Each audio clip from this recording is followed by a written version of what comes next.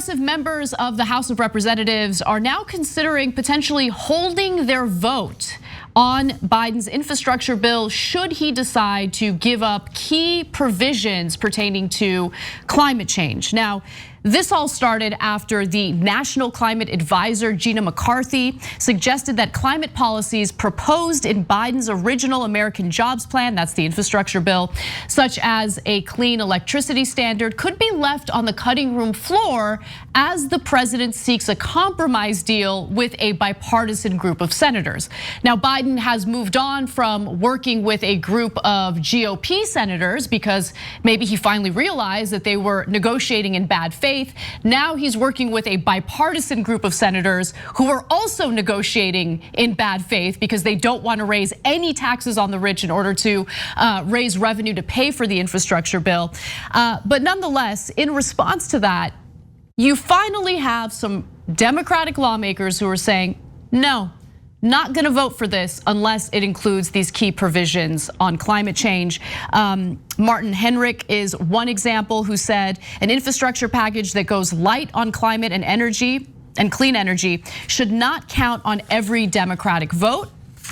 Ed Markey was even more clear by saying that he would not vote for it. No climate, no deal. Obviously, he's from the Senate. And Representative Alexandria Ocasio-Cortez also said that Biden and Senate Democrats should take a step back and ask themselves if playing patty cake with GOP senators is really worth the dismantling of people's voting rights, setting the planet on fire, allowing massive corporations and the wealthy to not pay their fair share of taxes, etc. So it seems like they're threatening to hold their vote as a block.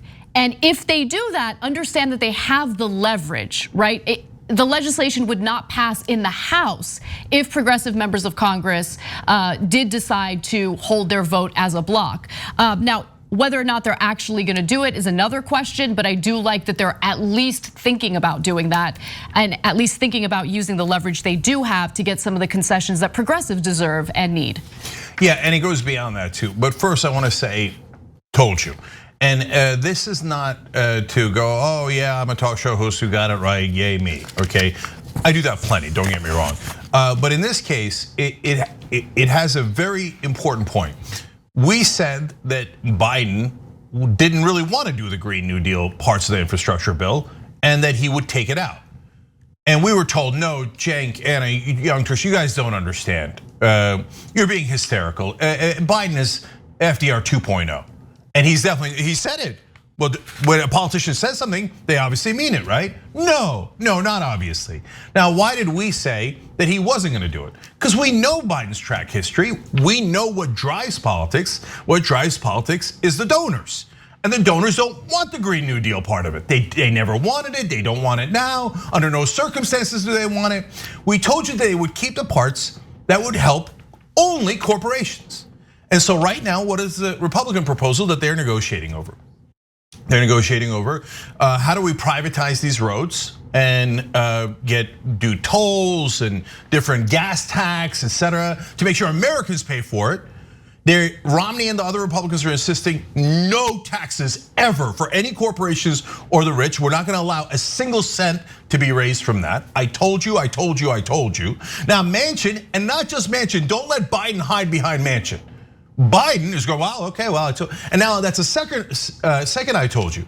I said to you that the Democrats, if they were lucky, would get to between 800 billion and 1.1 trillion. And even though he had proposed 2.2 to 2.3 trillion.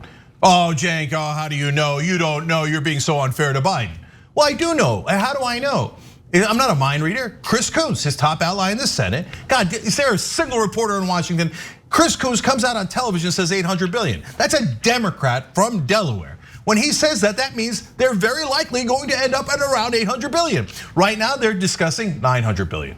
Told you, it's not at all complicated. You can figure it out too, and our audience is 1,000 times smarter and often does talk about that way better than any reporter. Now, the most important part of all this is that means you should fight back. We asked you to fight back earlier because we knew that he wasn't gonna do $15 minimum wage, and I can go down the list, including this, right? Now the great news is they are. So if you want to push them when they're not fighting, great, that's smart, and strategic politics. When they are fighting, if you still say, oh no, not good enough, yeah, just Democrats are the worst.